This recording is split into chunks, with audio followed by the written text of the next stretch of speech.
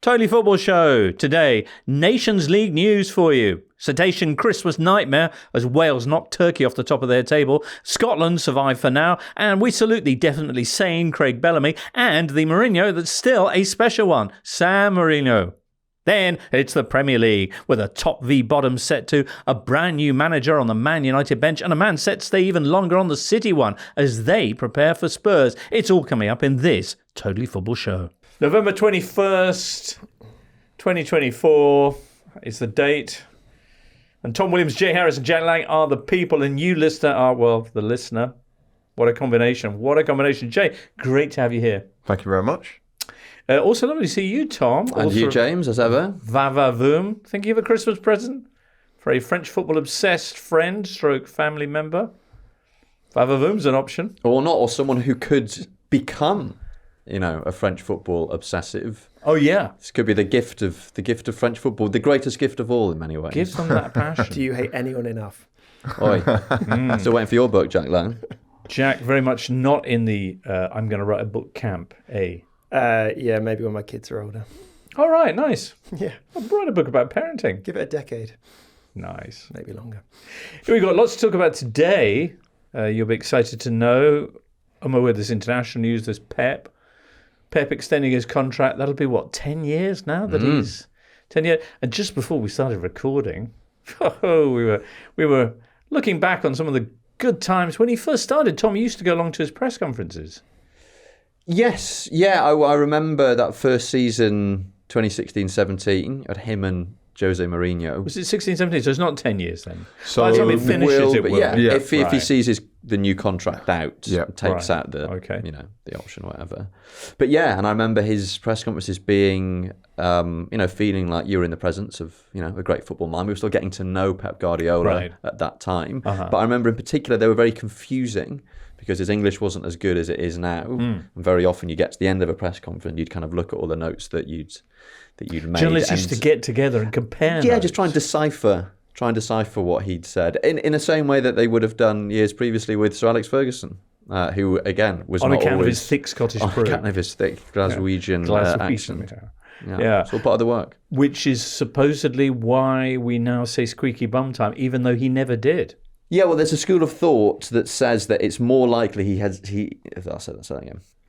There's a school of thought which posits that it's more likely he said squeeze your bum time. Right. Because that kind of makes more sense than squeaky bum time. Yes. But they couldn't be sure. So the journalists who were there, I think they had a vote and squeaky bum time won out and is now, part of the football lexicon. So the version I heard was that it was one person who heard it as squeaky bum time and then has sent those quotes out. And so by the time they're already out in the ether, it's too late to say, actually, he might have said squeeze your bum time. Send 3 and 4 pence, we're going to a dance.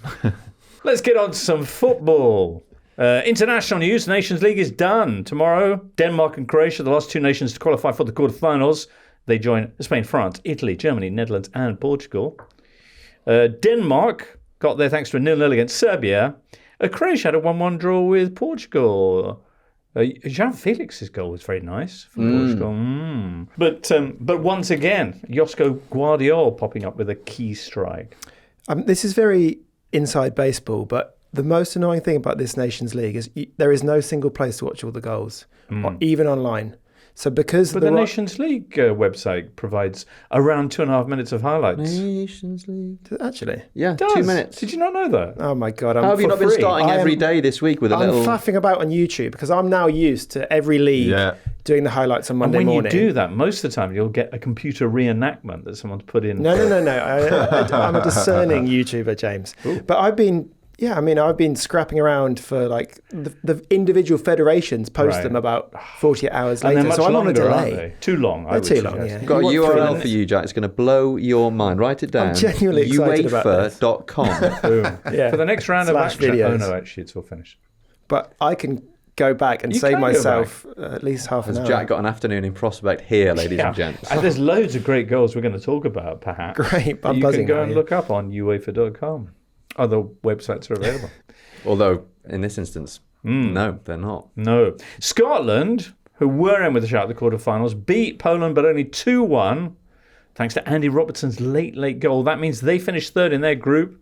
We'll have a relegation playoff for the team coming up, or potentially coming up from League B, while Poland, thanks to that defeat, go down to League B. Wales are definitely promoted to League A. They beat Iceland 4-1, while Turkey, who had started the night in that group on top, lost 3-1 in Montenegro, not previously picked up any points. Ooh. Northern Ireland are also coming up to League B. That's despite ceding a 2-goal lead in their 2-2 draw with Luxembourg. Also up to League B are Sweden, thanks to the prodigious efforts of Viktor Gyökeres, who scored 4 goals in their 6-0 win against Azerbaijan. Gyökeres has 9 goals now in Nations League qualifying, would you call it? Nations League action, compared to Erling Haaland's only 7. Gyökeres tops the scoring charts. He also has 5 assists, more than any other player. Boom. Those 4 goals from a cumulative 6 metres out as well. Very impressive poaching. Very impressive. And San Marino earned promotion to League C after they came from behind to secure a 3-1 victory in Liechtenstein. Not only is that their largest victory ever, but it's the first time that teeny-weeny San Marino have ever won an away game. Incredible. Talk more about them a bit later on. And Sudan did qualify for AFCON on Monday. They got the point they needed in a 0-0 draw with the already qualified Angola. Sudan, as we've touched on, extraordinary achievement given the state of that nation's civil war raging there, the domestic league suspended. And if you're keen to know more about the background to that, there's a special episode of the Athletic FC podcast coming out this Sunday, which is all about that, entitled Sudan, Football and the Forgotten War. So look out for that. We're going to begin with Wales. Wales are up. Let's go to our Wales correspondent, Tom Williams. Tom, tell us about the 4-1 against Iceland and why League A should be worried. Yeah, I mean, Wales punching above their weight again. Craig Bellamy, who has made pretty flawless start to life as Wales coach. 6 games unbeaten in the Nations League, and Wales needed to beat Iceland at home and hope for a favour from Montenegro in their game against Turkey. And Wales kept up their side of the bargain, 4-1 win over Iceland. And Bellamy has been impressive in so many different ways.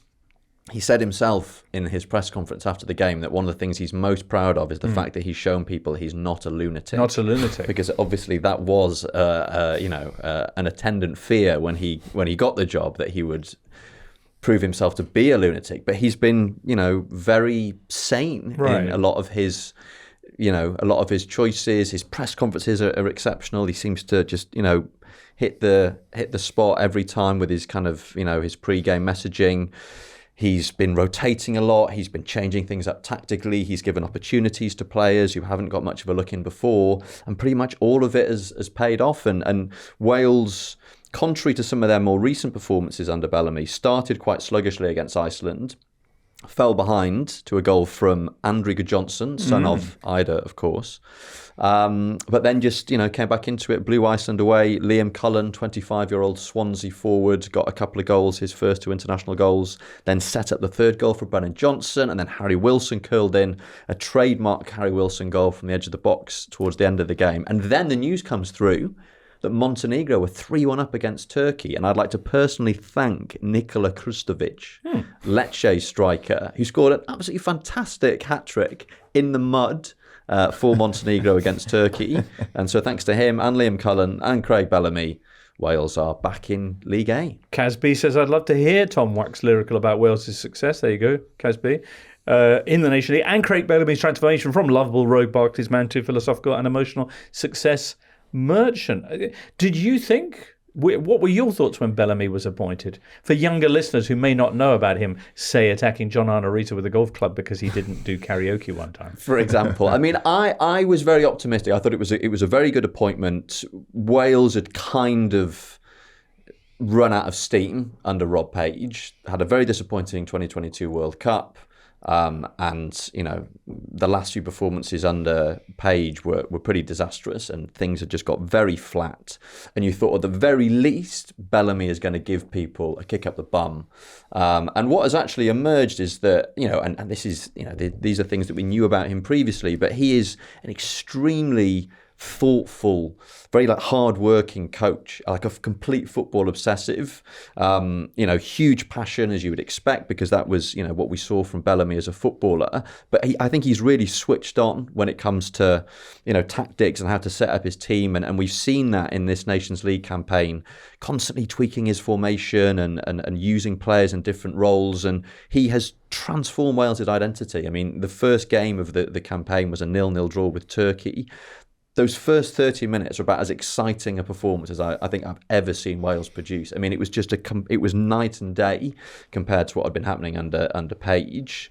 He hasn't calmed down completely. He did get booked during the game against Iceland. Ooh. And, I'm sure there will be moments when the results aren't going quite as well, when he'll have to try and hold things together. But he is, that passion is there, that the fire is there, but he's a significantly less spiky individual as a coach than he was as a player.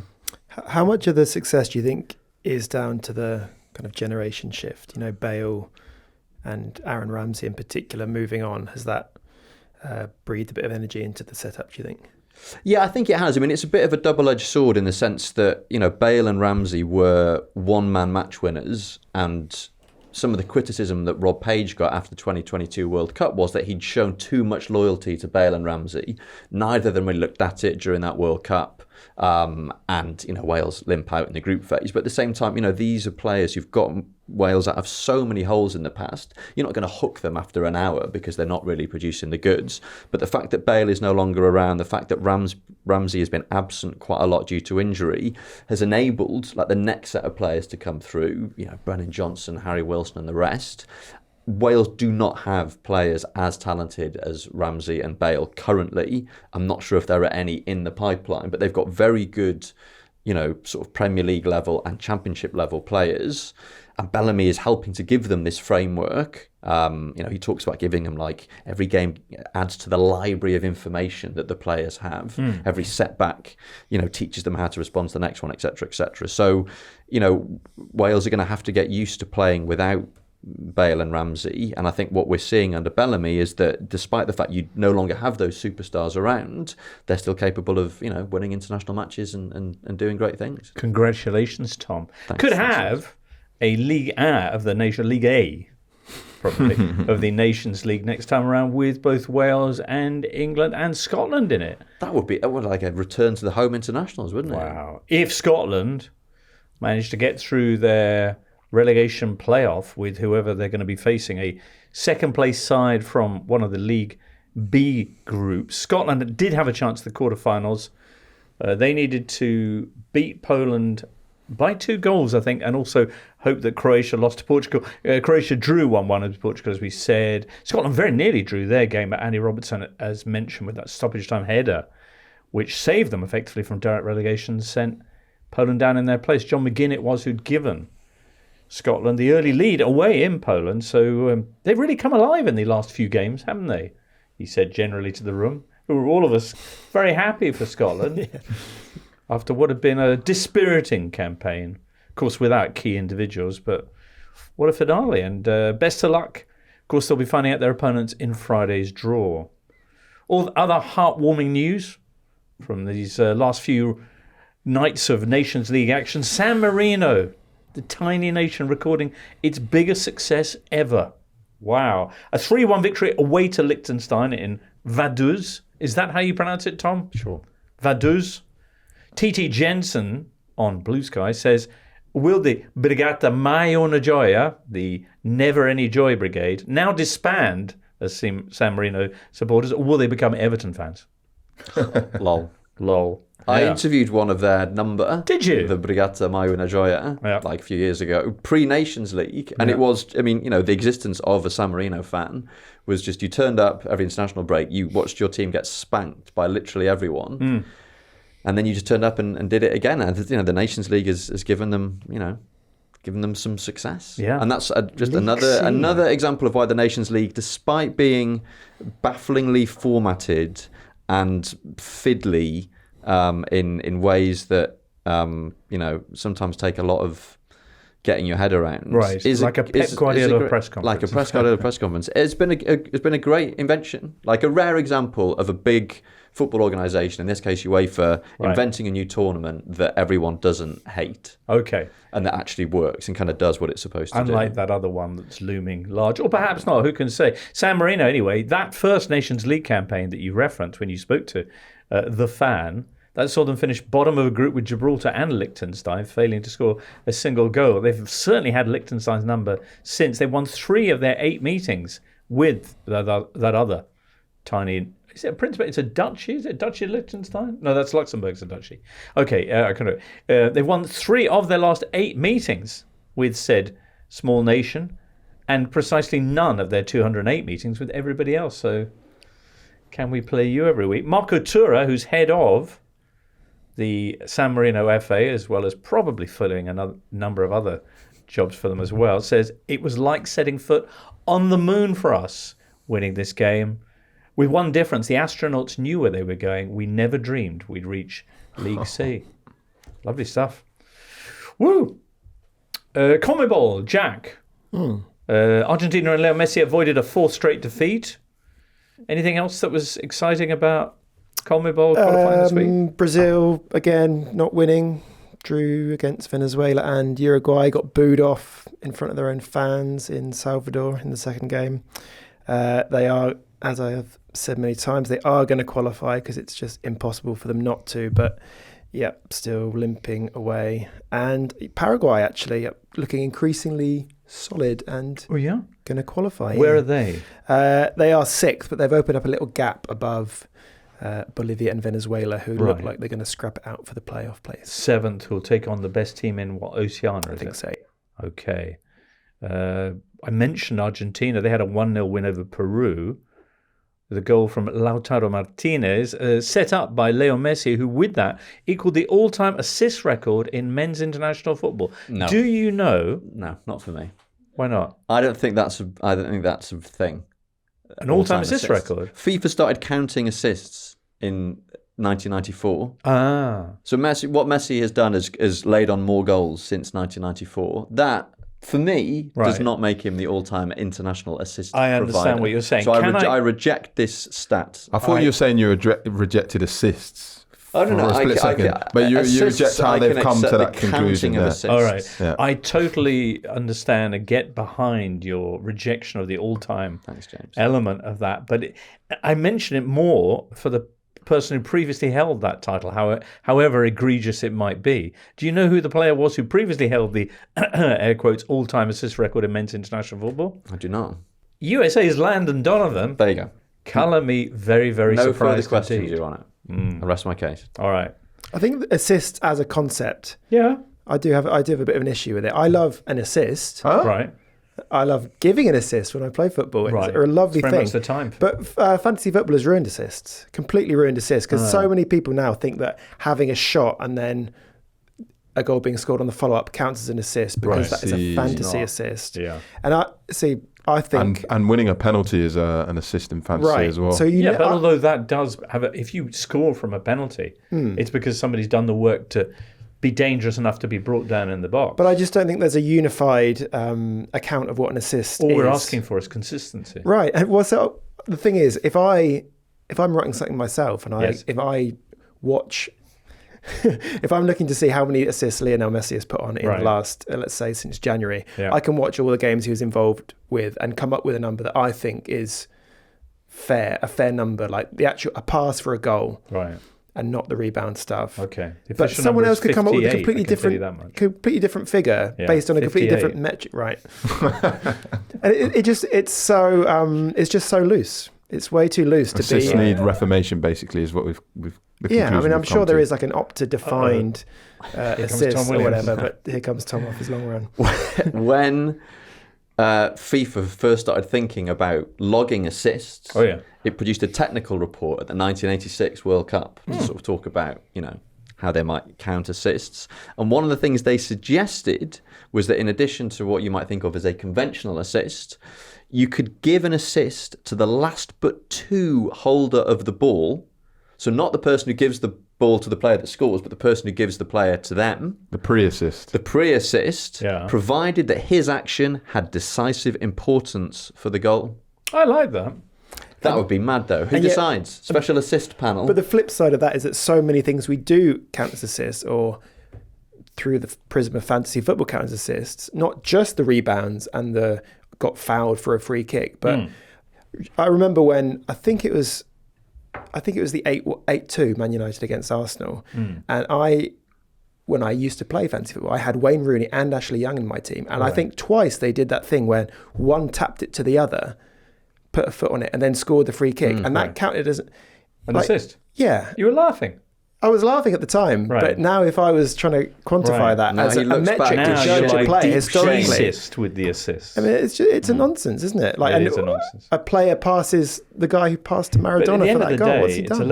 It's 22 men running around on a field chasing a football. So it's all nonsense if you stop and look at it. Okay. With that in mind, never zoom out too far. Never zoom out too far. With that, we'll move on because club football is back and it matters, and we're on to that next. Tom, I wanted to ask you, who do you think would have more than 58 assists pre-1994? Oh, let's have that question. Like Raymond Copper. Almost anyone. To pick a name at random. I mean, like, I suppose the difficulty with international football is there used to be a lot fewer matches. So Messi might be the all-time assist. But we can't know. We can't know.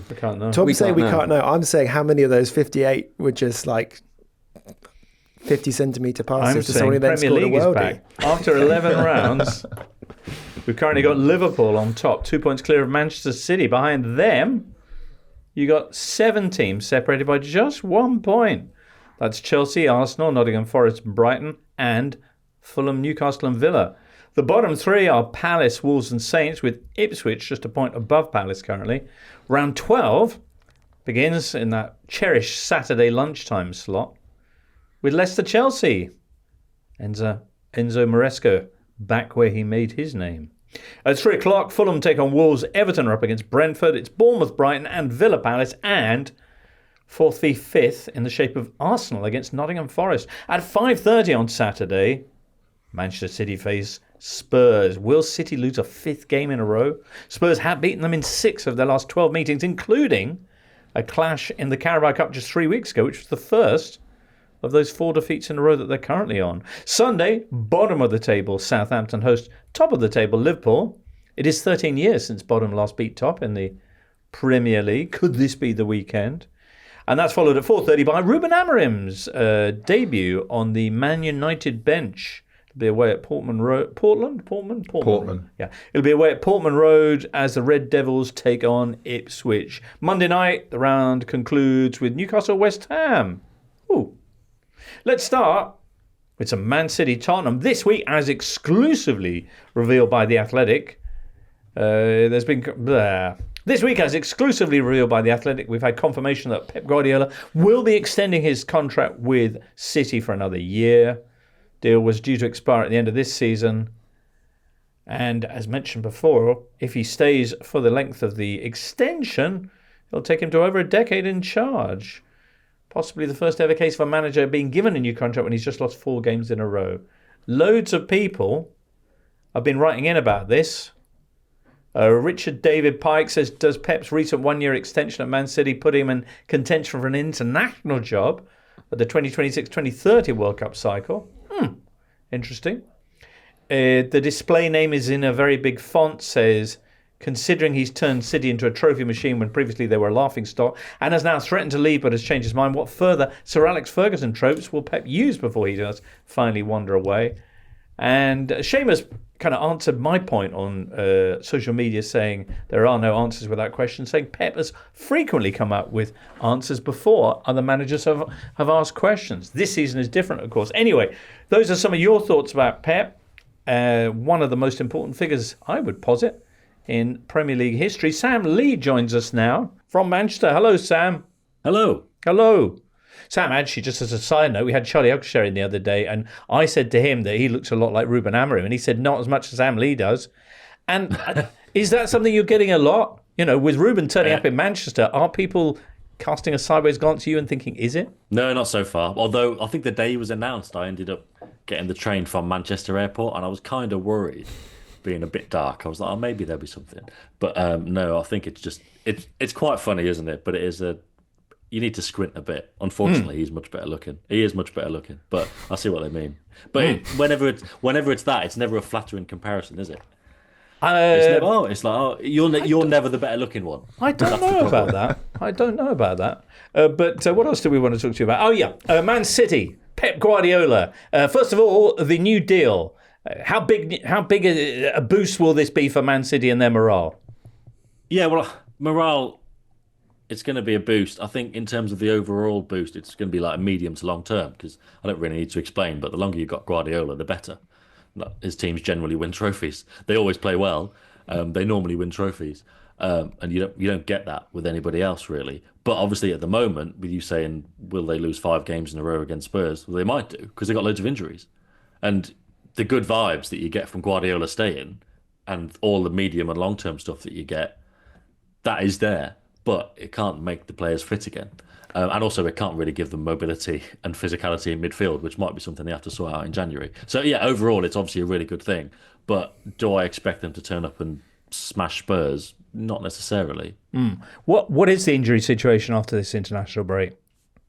I think it is easing up to some extent. Diaz should be back. Ake, I think. Akanji isn't far off either. I don't know if this is going to be for Saturday, or at least, they won't be out for long term. And I think De Bruyne and Doku are ready to start again and make more of a contribution as well. Again, we might see that against Spurs, but more so afterwards. It's not like they're going to be out for another 3 or 4 weeks. So it is easing in that respect. Obviously, Rodri's not coming back this season, and that's the big issue really. It is easing, but even with those guys fit, they still have some kind of vulnerability in midfield and on counterattacks and stuff. And Spurs and then Liverpool at Anfield next week is not ideal timing in that sense. No, indeed. Sasha Heino asking, with De Bruyne back, will Haaland start scoring again? It helps, but I suppose it helps actually because City, conversely, because they're playing Spurs and Liverpool, there might be a bit more space to play into. And then, if you've got De Bruyne there and he can spot the pass and Haaland's running through one-on-one, there's a decent chance that, he's going to take that chance, and actually he's going to get a chance in the first place. Because when the teams are sitting back and they've got 3 centre-backs in there, City don't even really try to cross for Haaland, and it's really difficult to find him. And De Bruyne is obviously great, and it's not like he's rubbish in those games, but he's not his most effective when there's really small spaces. In those Spurs and Liverpool games, we could see things open up slightly, but obviously there's loads of threat going the other way as well. You mentioned the injury crisis as being the bigger factor in this recent run of poor results, and as such, Pep's extension might not have the immediate impact. But if there was Shirley, let me ask this in a slightly less long-winded fashion. Sam, the Pep news, one potential impact on that. Sam, one potential impact of this Pep news, meanwhile, is the fact that. Let me put it a third way, or fourth even. Sam, the Pep news, I did wonder when I read it whether one element of the problems that City have been having of late might have been the uncertainty about their manager, which we've often seen translate into a fall-off in performance, a fall-off in intensity from players. Do you think that has been part of their recent problems, and as such, would the contract news therefore maybe help that a bit? I think the contract news might help in terms of just refocusing everybody, like we said earlier on, with the immediate boost. And even let's say hypothetically, there's players who are like, oh, I'm a bit sick of this guy. Now he's staying. You think, okay, well, I'm going to have to sort it out, or I'm going to have to go. But for the majority, it's probably going to be a boost. But up until that point, I don't know. It is something we talk about a lot, isn't it? The uncertainty over managers. But for Guardiola, I don't think that would have affected his approach in terms of how on top of things he is with the players and how he tries to motivate them. He obviously doesn't give them a moment's rest, really. I mean, he does give them time off, but when they're there to work, they're there to work. And I feel like that is going to be such a relentless factor. I'm not sure the players are going to have time to stop and think, what's going on with this guy in the future? And also, they're all so professional and want to get the job done anyway. I think there's bigger issues, isn't there? Those injuries really do just take it out of them. They're missing 7 of the players that won the treble. As regards Pep, was this always his intention, you think? I think he just hadn't announced it yet. Or was there something that changed his mind of late? I just think he hadn't decided up until recently. I just think he genuinely thought, well, we'll see what happens. We'll see how this season starts. If we feel like it's a bit of a disaster and the players aren't listening and things seem to have slipped a bit, then maybe I won't do it. And obviously he's got to speak to his family, all the coaches as well, to make sure they're happy to stay as well. And I think once he got to the point where he thought, okay, I'm motivated. Because at the end of last season, he was tired. You could tell he was tired, worn down, but that's natural, isn't it?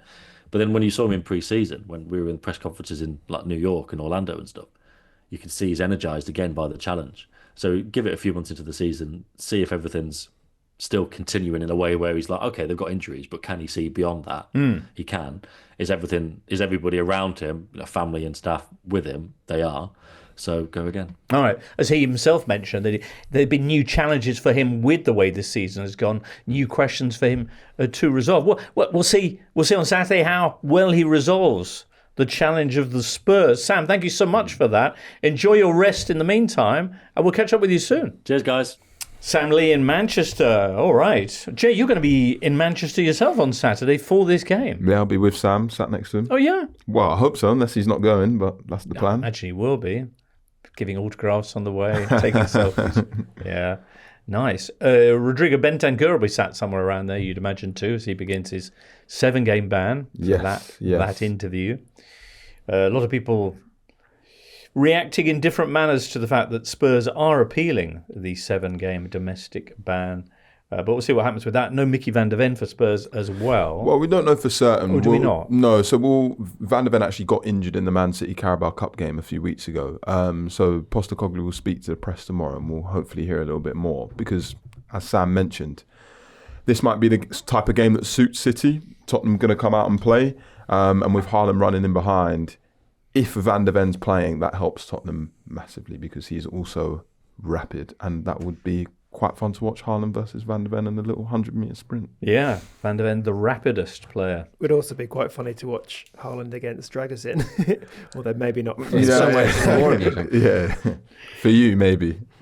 Spurs of late have done wonders when for teams who've been struggling to find a win, Dr. Spurs, etc., and so on. Yeah. They do have that terrific record against Man City, more at home than away, although they had a 3-3 in this fixture last season. Yeah, and Kulusevski's got a pretty good record against Man City as well. I think at the moment, Tottenham have played really well against Man City in the Carabao Cup. You know, they tore Man United apart at Old Trafford, but what Tottenham seem to be struggling with is when they come up against teams who basically don't allow them to play expansively, and Crystal Palace were the prime example of that. They just sort of slowed the ball down, made it very physical, made it combative. I think sometimes Spurs are very guilty of not knowing how to solve problems themselves on the pitch, and so they sort of just repeatedly do Postecoglou's plan A, and you can see it's not working, but they're all sort of staring around looking at each other thinking, well, we don't really know what else to do, so hopefully eventually this will work. And they just hope for some magic. I think in the past, potentially, where you've got Harry Kane, Son Heung-min, who's had his fitness issues this season, but in the past, Kane and Son will bail you out of games like that. Right. I don't really see who Tottenham's world-class player is at this point in time. Like I said, Son's had his injury issues. I think Kulusevski's potentially on his way to hitting that with how he's played this season.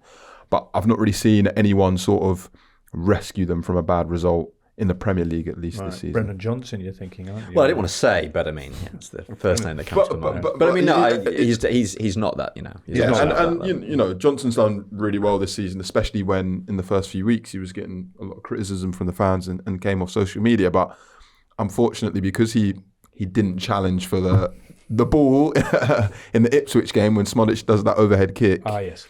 Some people are unhappy with him, but I'm sure he'll learn from that. Okay. Some people have been commenting on the 5-year anniversary of Pochettino's exit from Tottenham. Beyblade Takumi, nice name, is one of them.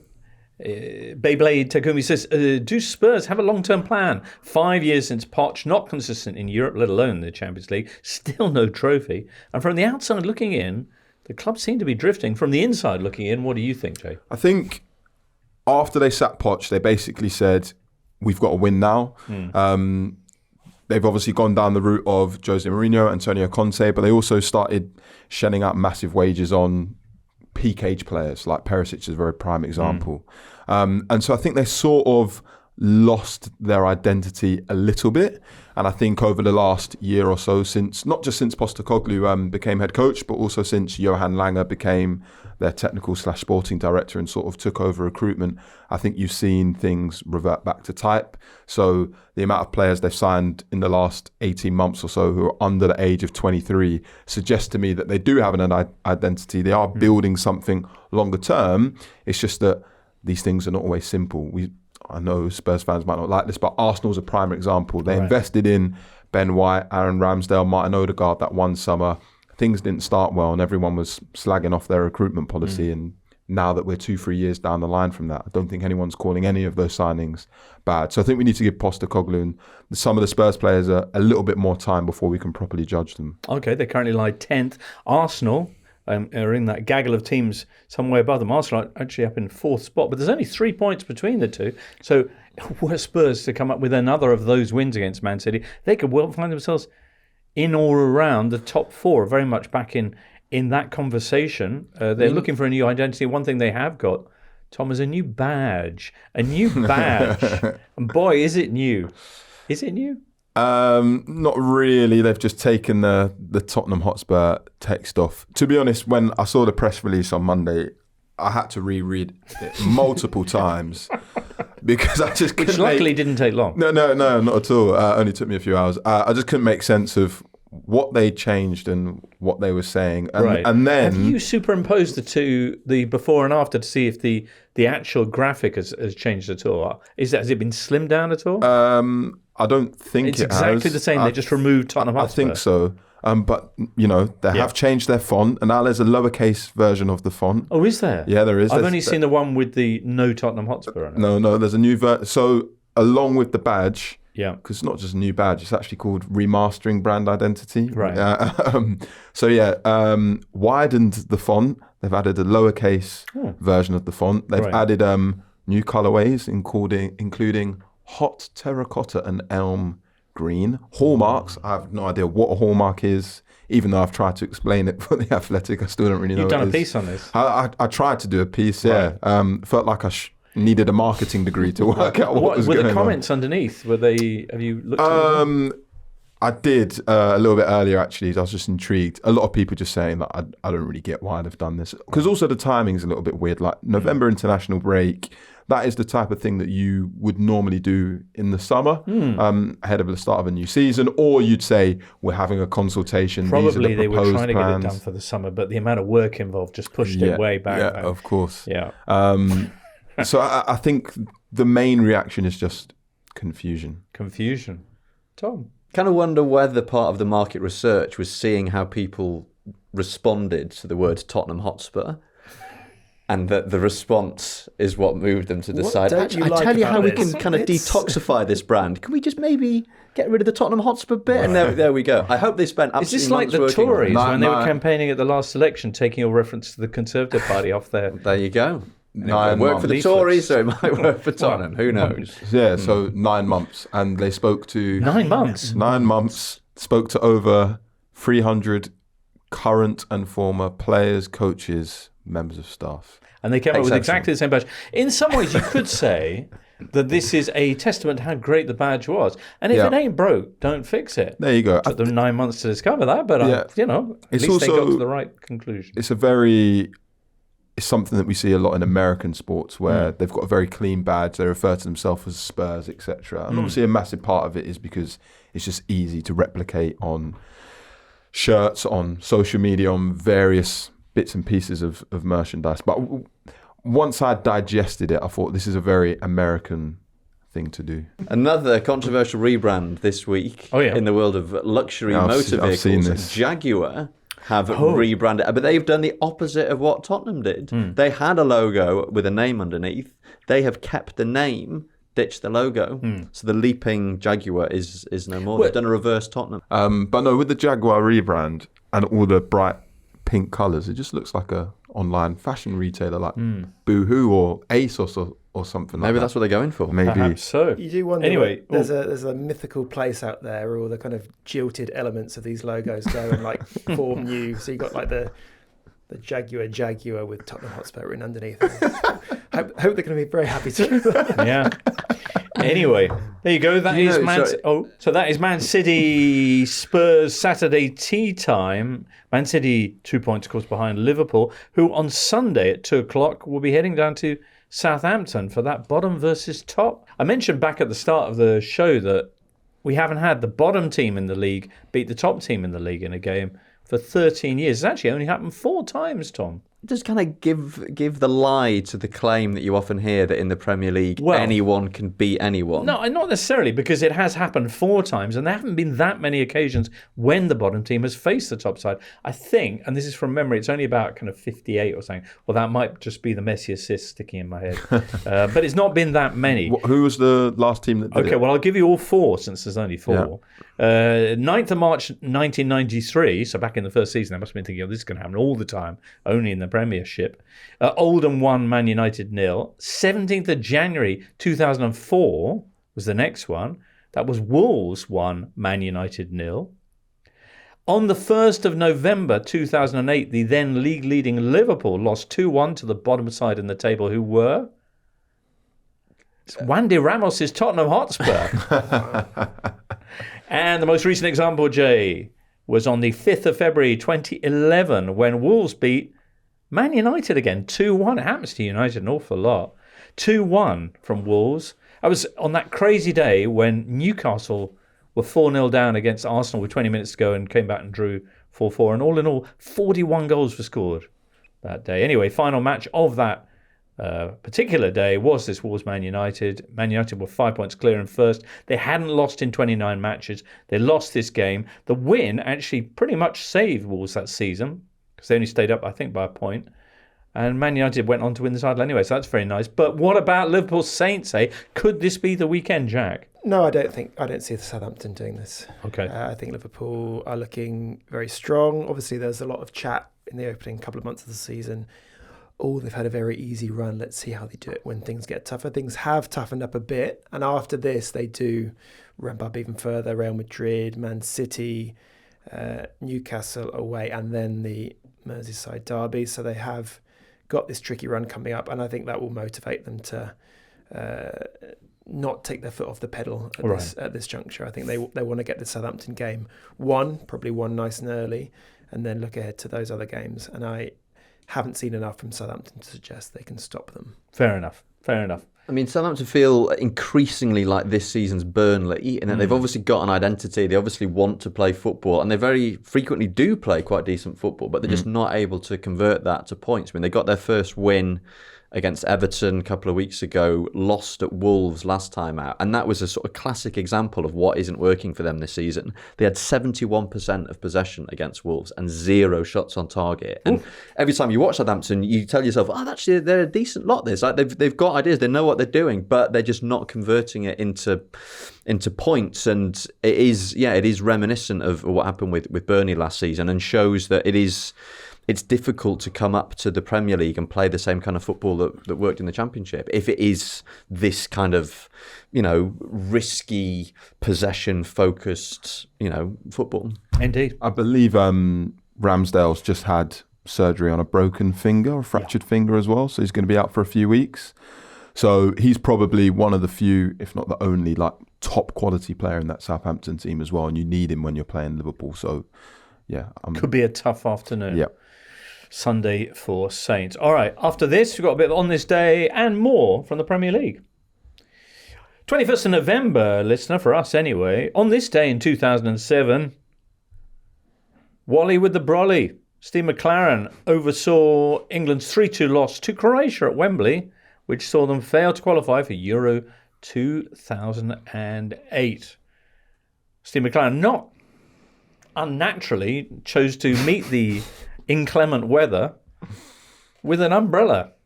But that, coupled with England's loss, was enough to see him damned forever by a certain mean-spirited tabloid.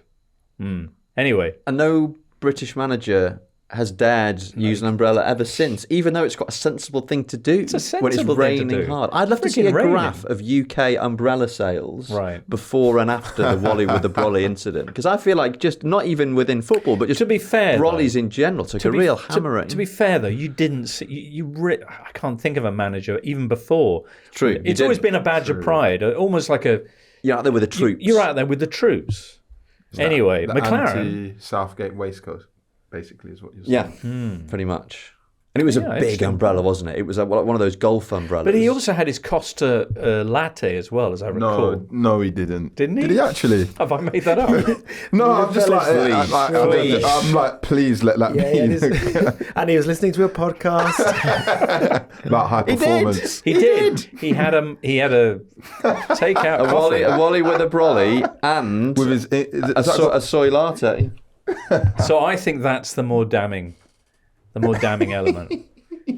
It does look like he's a disinterested spectator a little bit who happens to be walking past. He's at a Sunday League game, just chilling. Yeah, is he using an umbrella these days? I don't know, but he is the Jamaica manager.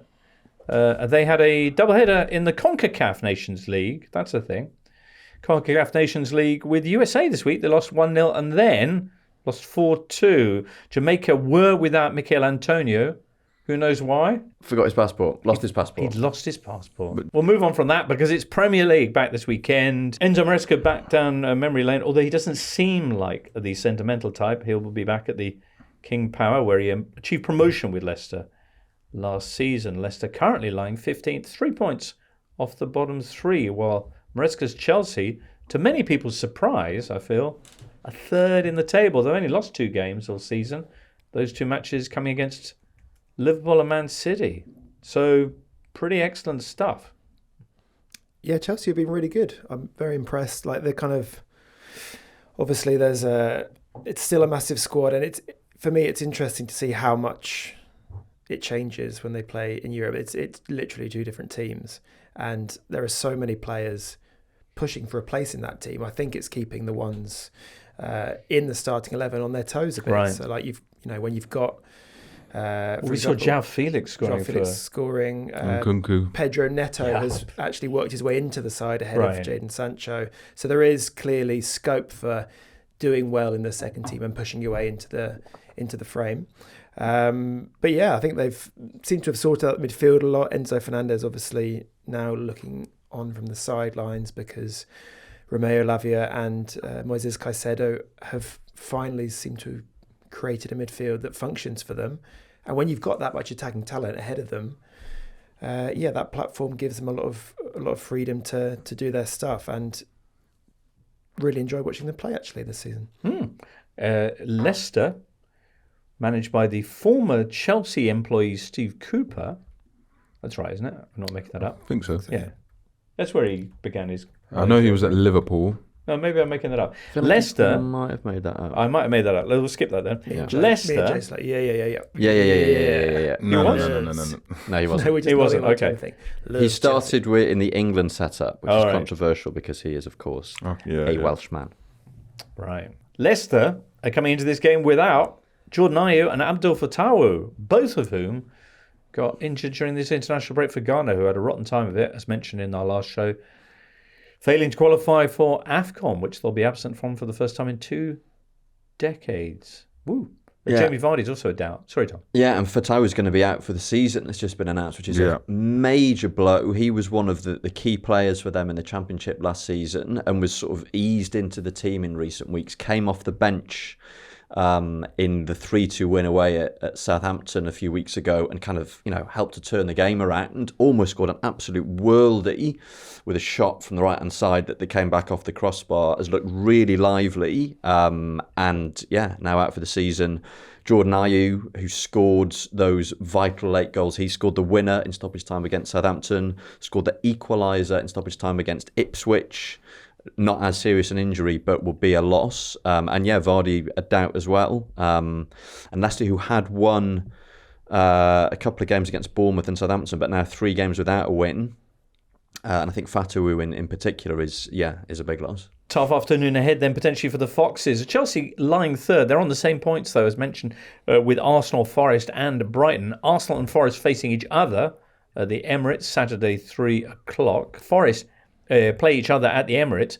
And by the way, Forest yet to lose away from home this season. They had that 1-0 win at Anfield, of course. Ooh, what was special about the last meeting of these two teams?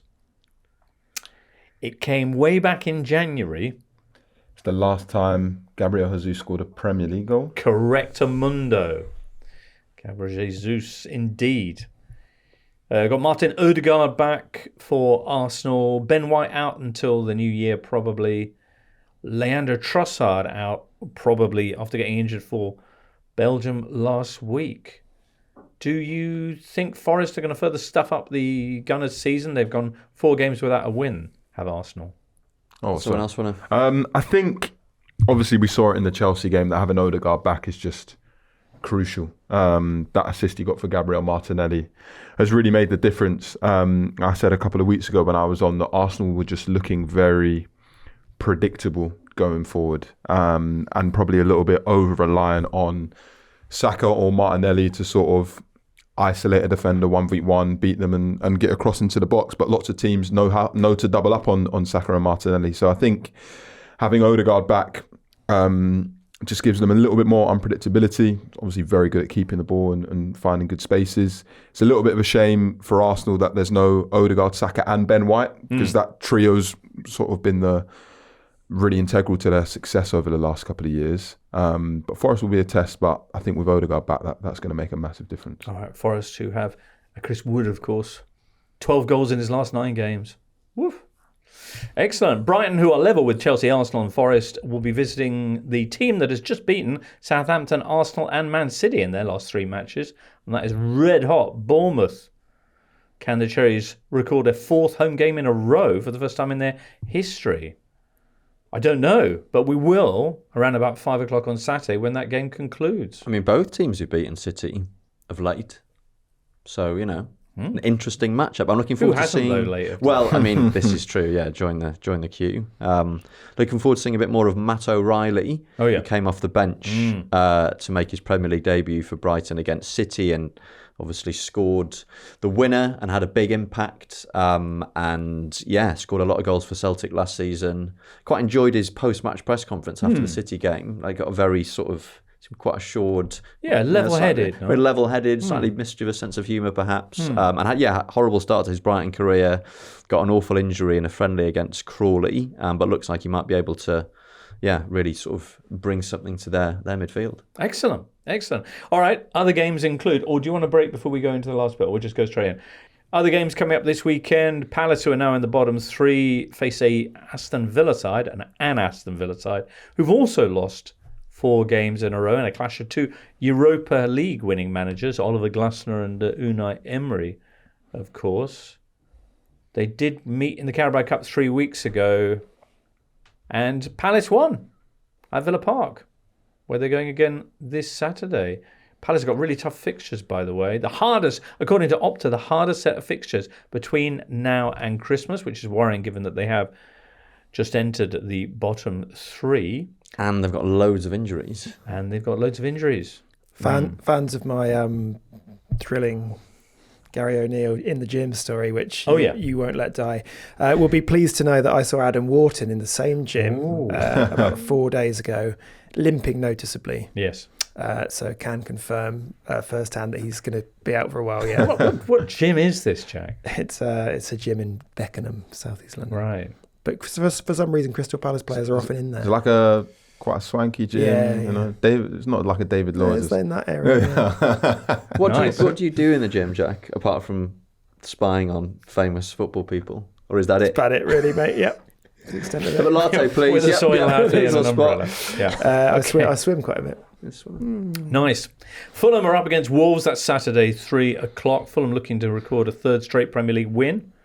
Everton will be hosting Brentford, who are the best team in the Premier League when they're playing at home, but not so much away from home. I think I'm right in saying, Jay, they haven't taken a single point on their travels yet this season. Yes, that's right. They did play, I think, City, Liverpool, Spurs and Man United away for their first 4 games. And then they lost. Well, they were 1-0 up against Fulham at Craven Cottage. I was there in the 91st minute and then lost 2-1. But just on Brentford, people should keep an eye out for Igor Thiago. He's their club record signing. The man they signed to replace Ivan Toney. He got injured in a pre-season friendly against Wimbledon, but from what I understand, there's probably a good chance that he'll be on the bench this weekend. He was played in a behind closed doors game last week, so might finally get a chance to see him. Igor Thiago. Igor Thiago. Yeah. Igor Thiago. Oh. As mentioned in pretty much every show that we do, Brentford are the side that has the most goal-filled games in the Premier League this season. So there's bound to be loads of scoring in this game, or will there? Because Everton, equally, are the team that has failed to score the most in the league so far this campaign. Sean Dyche has a ridiculously good record against Thomas Frank. I actually think they get on quite well away from the pitch as well. I think they've gone to a couple of events together. Oh, yeah. But yeah, I've seen it on multiple occasions firsthand that for some reason Dyche just knows how to counter Thomas Frank. Since Dyche has taken charge of Everton, they've won all 3 meetings with the Bees. That'd be a fun night out, wouldn't it? Sean Dyche and Thomas Frank. Yeah, that could work. They strike me as like unlikely bedfellows, but know. Why not? I can see that. Now the other game. The final game of Sunday, the other game this weekend, and we'll finish off on this because it is an intriguing one. Sunday 4:30, Ipswich hosting Man United. What will be Ruben Amorim's first game in charge of the Red Devils? How much impact do you think we'll see? How different are you anticipating them looking? I think it will be a question of intent maybe more than tactics. We saw just after Erik ten Hag's exit that a number of United players seem to be revitalised, and I don't necessarily think that's a tactical thing. He's had obviously not a lot of time to work with the team. A lot of his players will have been away on international duty, so probably only working with a handful of them. But I think it will be exciting. I wouldn't expect to see a massive change, although he does at least have a pretty set tactical setup. 3-4-3. He's used it throughout his career, so there will be clarity where there has been none pretty much at United for about 3 years. So I think that will be a small change, but enough to make it worth watching, I think. And he has been working, or he appears to have been working on a 3-4-3 shape in training, because United's put out a video of a training session that Amorim led the other day, and it's been picked apart by United fans on the socials, and they did appear to be lining up in a 3-4-3. So I think we could probably expect a tactical change at Portman Road, and also a lot of players coming back from injury.